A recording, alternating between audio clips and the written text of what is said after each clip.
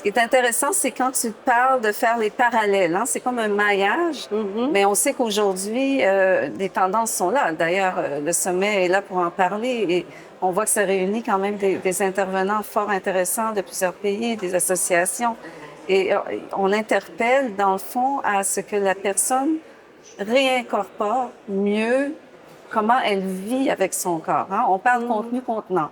Alors, c'est notre contenant et on sait que le contenant peut influencer le contenu, donc le mindset.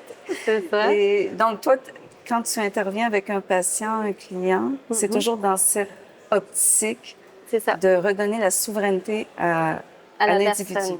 Tout à fait. Et en fait, on prend en compte, on adapte.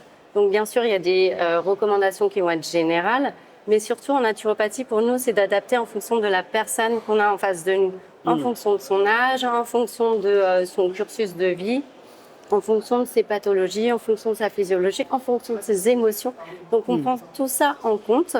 Et c'est ça qui peut être peut-être un petit peu perturbant dans le domaine médical parce qu'on est un petit peu pluridisciplinaire, si je puis dire.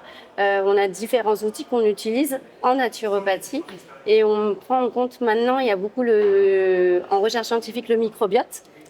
Et donc, on parle du microbiote en naturopathie qui fait le lien beaucoup avec le côté psychique, avec les maladies aussi mentales, tout ça qu'on commence à découvrir un peu plus maintenant en recherche scientifique.